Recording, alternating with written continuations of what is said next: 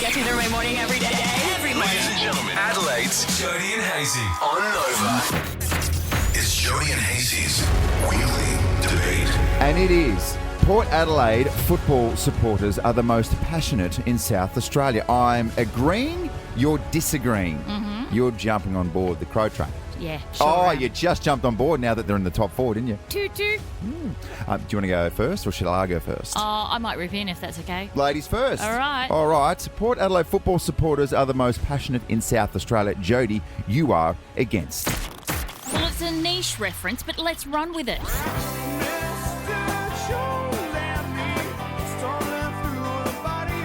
You heard Bird Turd. That's Mr. Jones by the Counting Crows. So while we're at it, let's play Counting Crows premierships. Yeah, baby, 97 and 98. Sure, it's 27 years ago before the iPhone was invented and Nigel Smart had hair and the Ramsgate was a UFC octagon, but that's a testament to our elite memories. And make no mistake, we are elitist supporters. We'll swill Chardonnay, at the game and sometimes pair it with a charcuterie board in the stands. That's elite. We talk about footy like it's fine art. Did you see the structural defensive setup in quarter two? Why, yes, Gerald, I did. That is elite. We are the goddamn posh spice of supporters.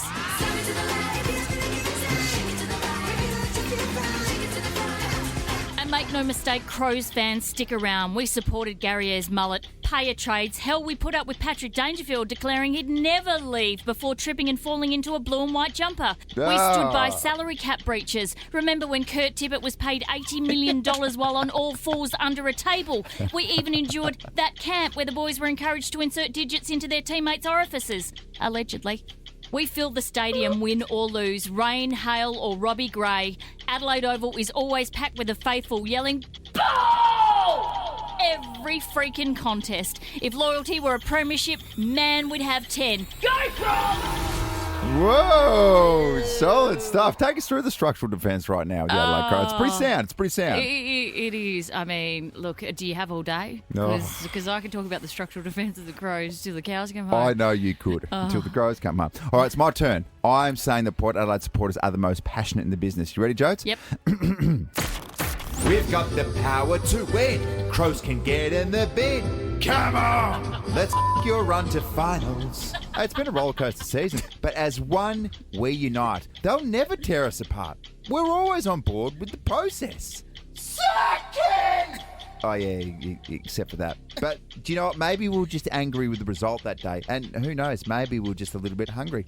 Port supporters, whether it be the Magpies or the Power, are the best and most passionate supporters in the business. And I'm going to give you an example. In early 2006, I was playing for Centrals against Port at the Ponderosa. A scuffle on the boundary broke out between my housemate, Chad O'Sullivan, and a couple of Port boys.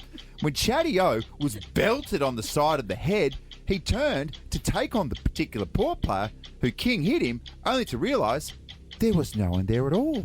It was a Port supporter who had reached over the fence, belted Chatty O, and then scurried off into the crowd. Now, ladies and gentlemen, that's passion. That's commitment. That's also an arrestable offence. But you don't get that from a Crows supporter, which might be a good thing. Go Port! Look, I'll be honest with you, Joes. I sort of faded off towards the end, sort of wondering whether I was debating for or against myself. But you get what I'm saying. Passion sometimes comes out in the form of throwing fists. I don't know. Can I explain why you're trailing 6-1 in this situation? It's because you digress and you've got some sort of ADHD where you can't keep on track and on topic. It was a definite sidetrack. Anyway, who won the debate? It's Jody and Hayes's Weekly Debate. All right, let's go to Jane from Mawson Lakes. Hey, Jane, you could wrap this thing up. You could give Hayesy a much-needed victory here. Who are you voting for? I'm voting for you, Jody. You presented so much better. Oh, okay, Jane. Ouch. Hi, Jane. Thank you, Jane. All right, well, let's not get too in-depth of what was better. But what, you're saying it was a better presented, no, she's gone. No, she's gone. All right. Okay, it's probably a good thing. It's okay, she's right. She's like, no, I don't need to hear your excuses, Hayesy. Go away. Yeah. I voted for Jody. Okay, so 1-1. So I guess this is the deciding vote. This is the deciding vote. All right. Lisa from Meadows. Good morning, Lisa. How you going? We're good. We're good. How are you? And Good. Where- And nothing makes me happier than to say, Jody, you won. Oh, what is it? I'm sorry. Can we knuckle down on that, Lisa? Why does that make you so happy to inflict Well, misery on because me? if you're going to sing a song at the start of the game that we're never going to tear us apart, well, you have to stay when you're losing as well. Back your team when you're losing, not just when you're winning. Yeah. it's a Yeah, loyalty go the thing. Crows all day long, mate. As a Hawk supporter, go the Crows all day long. Oh, she's not even a Crow supporter. Oh, all right, that's fair. It's very fair. Well played, dear. Lisa. Thank you so much for the call. You're on the okay. standby list for our winter weekend escape. All right, I guess you've won 2-1. Yeah. There's one more call, though. Can I just try and get one? I know it doesn't count. Can I at least try and get one sort of a pity vote, maybe? Okay, you can try. All right, let's go to Evanston Gardens. Hey, Jade. Hey, Jade. Good morning. Good morning. It's a bit irrelevant, the vote at the moment, but just for S's and G's, who are you voting for? I'm really sorry, Hazy, but Jody, you're amazing. Oh, my God. This is... I mean, we could sit here and take calls until the cows come home, and eventually the vote process will be about 100 to 1. Can I say once again, thank you so much, Mallory. Oh, thank you, Jade. Appreciate you. Hang on, Jade. Let's drill down. Was there anything about Hazy's debate that you didn't like? I don't know what you're on about. I'm sorry. Why does everyone keep saying that? It's a trending theme. Oh, thank I know what I'm on about, I think. That's the main thing. Who knows? All right, Jade, you won it. You won the debate. Congratulations. It's now 7-1. Mm-hmm. And Port Adelaide football supporters are the most passionate in South Australia. It would seem that perhaps they're not. It is, in fact, the Crows. Oh, dearie me. All right, good stuff. There's always next week. Oh, is there? Yeah. Well, where it's going to be 8-1. Yeah, looking forward to that. Waking up to some sad news this morning. One of the most iconic rock frontmen of all time has died, Ozzy Osbourne. Oh, my gosh. This is really, really sad.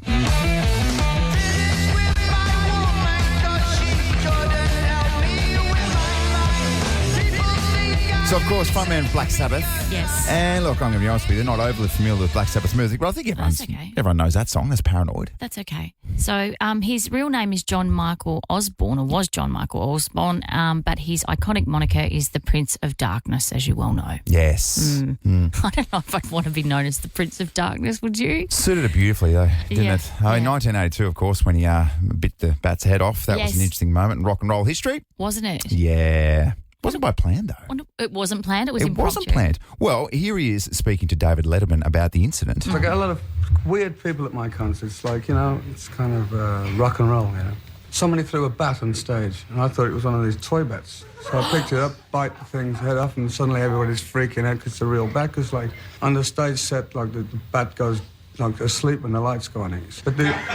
But I can assure you the rabies shots that I went through afterwards aren't fun. So he thought it was a toy bat. He didn't know it was real. Oh, wow. What about the poor bat that was just going to a Black Sabbath concert and bang, lost its head? Bang. I mean, can I just say, how cooked do you have to be on stage to think that you're biting the head off a toy bat? Jeez. So his death comes less than 3 weeks after his retirement from performance. So on the 5th of July, he reunited with Black Sabbath since 2005 for the first time, did a final performance, and that is that. He's had Parkinson's for a very long time, but they sort of only revealed that battle to the public recently. Yeah, there you go. So he's an absolute rock legend, R.I.P. All right, Hayesy, inattentive, neglectful parenting, poster child, Andrew Hayes, go. Oh, my gosh. That's what it's got to, is it? Yes. I don't think this happened to my other kids, but we have a 1.5-year-old at the moment called Sonny, and, yeah, he's taken some tumbles. Yes. He has taken some aggressive tumbles, and for some reason he sort of leads with the head. Yep. From great heights as well, but luckily for these falls from Sonny, his head breaks his fall. Yeah, but that's not a good situation to be in, is it? No, not overly. I reckon there's been about 2 or 3. The latest episode was actually quite scary. Yeah. So Sonny was scurrying up and down the stairs of the double bunk bed. Uh-oh. And I swear to you, Joes, I swear that I was watching him because I was genuinely supervising. I wasn't going to stop him from running up because he was absolutely going nuts. The second that I went into the corner of the room to pick up a block that had fallen out of the chest of drawers, it must have been 1.5 seconds, and I hear this. And I look back, and there's Sonny on his back. Oh, no. Staring at the ceiling. Oh. All good, though, his head broke his fall. Oh. And then had this sort of half look on his face, was like, oh, no, he's definitely landed on his head. And then he was absolutely wailing. And then what came from that was a 4-hour trip to the Women's and Children's Hospital. Oh, no. But I stayed at home with the kids' car. I went there. Okay. So this is your error and your wife is now paying for it. Yes. Oh, it was on my watch. Oh, no. But my watch is broken. Yeah. I can't tell the time. And so how long was she there for? So she ended up being there. I think they let her go after about 3 hours. Okay, but so- initially she was supposed to be there for 4 hours. Okay, so... Just under watch. Hang on. What time did she leave the hospital? I think she left the hospital around about midnight. Okay, and what were you doing at that point? Well, I was prepping for the next day. So you were sleeping. I was sleeping, dreaming of better ways to be a parent. Oh, that's good. But I've forgotten what the other two were like. Like, are other people's toddlers like this? Sonny can't walk. He can only run. Right. So is that like he runs everywhere? He runs in his sleep and he goes from A to B as quickly as humanly possible. That's a little bit Wow. concerning. It's very, very dangerous. He had 3 falls in particular. The other one was off a table outside onto the cement. That wasn't very good, but luckily his head broke his fall. And another time he fell down the stairs. Yes. And the thing about when he fell down the stairs was it was genuinely like, it sounded like this. You know when we give you crap about being a bad driver and we use this sound effect? Yeah. That's real footage from Sonny falling down the stairs. Yeah. But the best thing about that story is that as soon as he fell down the stairs, he got back up and ran back up the stairs and fell down. I ran back up the stairs. So as soon as he recovered, as soon as the final tear came out, he ran back up the stairs. So we're like, what's going on here? Oh, wow. And the good positive thing from his little visit to the Women's and Children's Hospital was that he got 3 Zuba Dubas. That's so cool. Yeah. Oh, my God. You showed me a photo of him sitting in the hospital bed. He looked happy as Larry. Yeah. This kid's doing this on purpose. 100%. He's leading with the head because he knows he's going to get some Zuba Dubas. There's not sort of long-term damage that can come from this, surely. No. He's fine. No. I had heaps of head knocks. Yeah, you did. Where am I? Fairly significant moment at the Carlton Football Club yesterday, apart from the fact that they battle one of their, I guess, most high-profile players pulled the pin. Yeah, Sam Doherty. So it was very much loved, not just in Carlton, I think around the league. Yep. He's had his battles with testicular cancer. Mm-hmm. He's come out the other side. He seems like, from those that don't know him, just one of the really, really good guys. Very good player too, by the way. All-Australian, best and fairest winner. And from an injury front, 3 ACLs. Yeah. So this is a bloke who has literally experienced it all. Yes. Very, very popular. So announced his retirement yesterday and also addressed his captain, Patrick Cripps, in what was a really emotional kind of statement. Crip, sorry, mate. We don't get to share that moment together. We've been at this for a long time, man. And from crisis meeting walks on a Sunday to beers and we've been having this solid goal for a very, very long time, man. And I love you. I hope you get what you deserve in footy, and I hope you get what you're chasing. But you're an amazing leader, amazing friend. You've guided me and helped me a hell of a lot over my time, so thank you very much. I mean, in terms of a football perspective, Sam Doherty's been through a lot as well because, along with Patrick Cripps, there's been some garbage that's happened at Carlton, but it's not to the blame, it's not to the fault of blokes like that. No, exactly. But I saw that yesterday and it gave me goosebumps because I thought, how amazing for a grown man like that to stand up in front of his peers, in front of the media and speak so openly and from the heart and be so vulnerable. Did you feel that? Yeah. Yeah. I love that. I feel like it's getting more and more normal. How good's that? Absolutely. And I want to tell you a story about something that happened at my house the other day. So we had some tradies over. We're doing a bit of reno work at our place. And I happened to be, not through intention, because you know that I like to overhear other people's conversations. It gives me great joy. Yes. But this was completely inadvertently. I was in my bathroom and the work happened to be outside. So I could hear very clearly these tradies having a chat. And one of them was telling the other about his battles with mental health and depression. And I was like, my ears pricked up and I thought, wow, this is super interesting. And I couldn't walk away because he was saying how low he was feeling and how he was drinking 6 beers a night, and how the impact that was having on him, the impact it was having on his family, and the steps that he took to get better. He said, I needed help. I knew that I needed to go and chat with someone, so I did. And now I'm on the right path. And it just struck me. It was like, oh, my God, tradies are now having these conversations. These men are now on the, I guess, ostensibly the work site, talking about their thoughts and feelings and their emotions. And I thought, how good. Yeah. Like, it's amazing. Do you know what? So here's where it's at. Old school. Old school tough. Don't talk about stuff like that. It's Yeah. crap. It's feelings. Yeah. Hide that down. We're men. We don't do that. Yeah. Do you know what the new tough is? What? To be able to be brave enough to talk about stuff like that. That is what the new tough is. That is what masculinity is. Yeah. We hope, and it's heading that stage right now. It is to be brave enough and man enough to be able to talk about your feelings and get yourself some help if you need. And in a situation like that, I mean, tradies can be vaults. I've got a bunch of mates who are tradies, and I know there's a bunch of them now who could talk openly in that space with their friends, and it's absolutely beautiful. And you know what was nice? His tradie mate was openly encouraging him to keep going and to keep talking. Like, oh, yeah, so, you know, how are you feeling now? And, oh, that must have been a really difficult time. I was like, bloody hell. Yeah. What a beautiful transformation we're making. It's good. Well done to everyone who's encouraging blokes to talk about how they're feeling, because it can only be good. I'm telling you right now, if you want to be tough, if you want to be a man, be open enough and tough enough to speak about your feelings. Absolutely. That's the new generation that we're living with, and it's a Yeah. really, really positive space. It's a positive path that we're heading down. And do it over a bloody power drill if you have to, you know? Whatever works, okay? Knock up some timber frames. Talk about your feelings. I need to know. I need to know now. I need to know. I need to know. I need to know. What's in the news today? I need to know this. Here's what you need to know.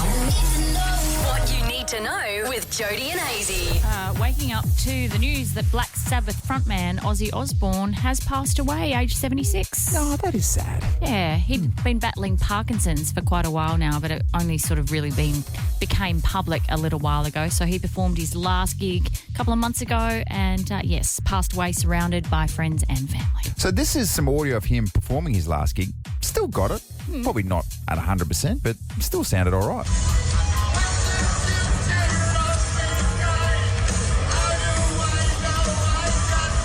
What comes with Ozzy is just, one of the characters, one of the genuine, probably one of the last remaining genuine, proper rock stars, the Prince of Darkness. We were talking about it this morning, the fact that he bit the head off a bat on stage, a live bat. 100%. But he admitted later on that he thought it was a plastic bat at the time. It happens. It's so it happens. Do you know what? It happens more than you know, Jose. Yeah. Does it? 13 24 10, when have you accidentally bit the head off a bat because you thought it was a toy? Oh, look, full border calls. Can we move on to what will be your favourite story of the morning? Thank you very much. All right, a man has been jailed for 16 months after he sprayed a chili substance inside a Bunnings in WA in what he claimed was a prank. Paul Andrew Hart said he was carrying out a fart prank when he sprayed the chili substance called Satan's spit. Oh, my gosh. Ouch. Wasn't quite the fart spray that he thought it was. No. And so he sprayed... We just drill down before I proceed with the story. Sure. You guys... Yeah. What are you going to say is, so producer Lucy, who was new, said, hey, do you have any fart sound effects in the system? And I said, welcome to Nova, Lucy. Here. Hold my beer. I have 10 a at the lot. ready, didn't you? They have a were all lot of there. sound. Lucy, can you back me up here? How long has he spent exploring his fart sounds this morning? And then we're like, mate, can you settle down? Right. And he's like, I just need to find the perfect one. 100%. And I lost count over the 2 minute mark. we settled it on top three. So you got the classic fart, you've got the another stock standard fart, but the mini version, but also the top shelf squeaky fart. So which one would you like, producer Lucy? All of them? No, number 2. Okay, number 2. Continue, Jodes. Come on, what happened to this 52-year-old I'm man sorry. who carried it out? He sprayed the substance down the aisles. Moments later, people were coughing and covering their eyes, struggling to breathe a bit like me now.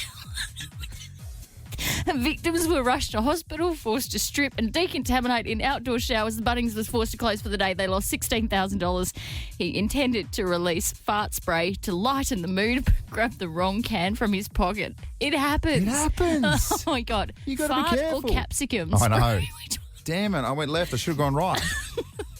Happens more than you'd know. There you go. That is what you need to know. Oh, he was... Wait. This is the best part of the whole story. He was jailed for 16 months, right?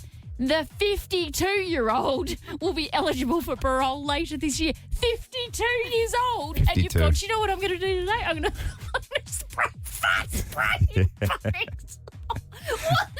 It's far too late to tell that man to grow up. It's too over. Okay, this is showing our age, I think. Can you remember when they launched? I do. Yeah. They had their first one on King William Road, I reckon. Oh, wow. Just up near where you used to work at SEN there. And it was very, very trendy.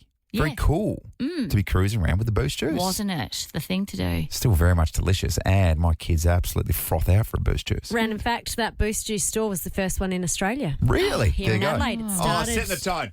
it started here 25 years ago. Well done, I'm Adelaide. sure Janine Ellis was an Adelaide girl and has Is that gone on right? to just be a multi-millionaire. Yeah, well, here's the thing. So, in celebration of their 25th birthday, they've got a bit of a quirky promotion today. Okay. If your name is Janine, as in Janine, the boss, or your name is Barry, as in Barry, the mascot, you can cruise into a Boost Juice and get yourself a free smoothie. Stop it. And we saw this and we thought, wow, that's a really cool promotion.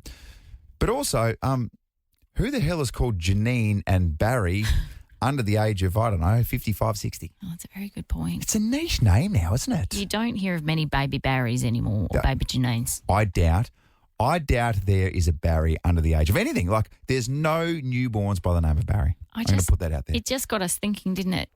Names that are becoming extinct. Yeah. Names that we will no longer see anymore, like the dinosaurs. Yeah.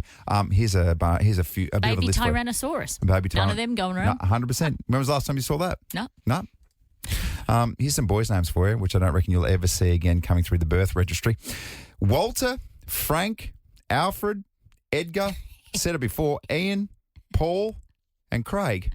Oh, surely Paul. I don't think it. Paul's not on the way out. You think there's going to be a baby Paul? Yep. Okay. At some I point. completely I disagree think with you've you. missed the mark there with Paul. I reckon there's definitely not going to be any baby Edgars anytime soon. List of female names? Yeah. Yeah, Edgar's a good one, I reckon. Ethel, Mabel, Beatrice, Dorothy. Dot. Dot. Maybe Nancy, maybe Beyonce, maybe Patricia as well. There's no Patsy's coming through. There's no Patsy. Oh, my grandma was Pat. Yeah. Patricia. No, there's not many baby Patricias, is there? 13 24 10. Let's do this morning. And everyone who gets on air goes into the running for that beautiful winter weekend escape, which will be announced on Friday in the Barossa.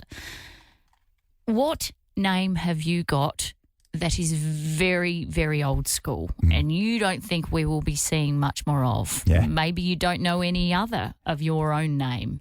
Or have you seen some of these extinct names coming through? Sometimes you'll randomly see like a 5-year-old Paul coming through in just a random public school. And you're like, well, how did that get through? Paul's the worst example, man. I don't think Paul's a really old school I one. think it's old. I can't imagine a Paul younger than 45 and just ever so slightly receding. 13 24 10. Some of these extinct names, we'll take them next. But also, if you've just had a baby that's called Paul, we'd love to hear from you. Oh, spoil. Stella from Stonyfell. Good morning. What's the name that's morning. becoming extinct? Oh, we've got children called Walter and Frank Alfred. Whoa! What And about we've got a Rupert, as well. That's a great name. I got a very good school friend by the name of Rupert, and it's a beautiful name. But in particular, what about Walter? Yep. Breaking Bad just put Walter back on the map, didn't it? Yep. Okay. Stella, thank you so much for the call. You're on the standby list for the winter weekend escape. Should we go to Paraka? Have you done this on purpose because I just made this mistake? Is that what you're doing? Are we speaking to Judith? Yes, you are. Oh, Judy, good morning to you. Can we safely assume that have you seen any baby Judys sort of floating around or anyone sort of under a certain age by the name of Judy? Oh, no, you don't hear of the name under anybody under 50, that's for sure. In movies you do. Yeah? Oh, yeah. In movies, but no, hardly ever come across a Judith unless she's over 50. Yeah. That's made you very unique then, Judy. And, of course, the famous judge. Can be very spicy, Judge Judy. She's certainly not under 50. Let's not sort of, theorise about how old she is. Oh, yeah. Judge Judy's seen some things. She's dealt with some people. She's got zero tolerance too. Yeah. Can we go to Strath? Lucy, tell us about your niece, please. Hi, Hayesy, I'll have to disagree with you on a few names because I have a 5-year-old niece called Beatrice. Oh, really? Oh. Beatrice is coming back. That's unique. Beatrice is coming back. Oh, that's Yeah. nice. And of course, there's Princess Beatrice as well. Oh, yeah. There is Princess Beatrice. Yeah. Yeah. Okay. Well, do you know what, Lucy? I'm just not cultured enough. I don't know enough Beatrices. Well, I think you So- probably need to apologise. Yeah, look, on behalf of yourself, Lucy, I'm sorry to you and I'm sorry to all the Beatrices out there. And to Lucy's niece. Okay. Nice. Warradale, who are we speaking to?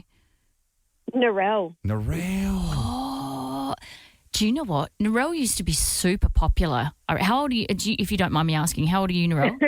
I am 51. Right, yeah. No, that makes a bit of sense because I reckon around It's that kind of the era, yeah. you probably would have had 3 or 4 Narelles at your school.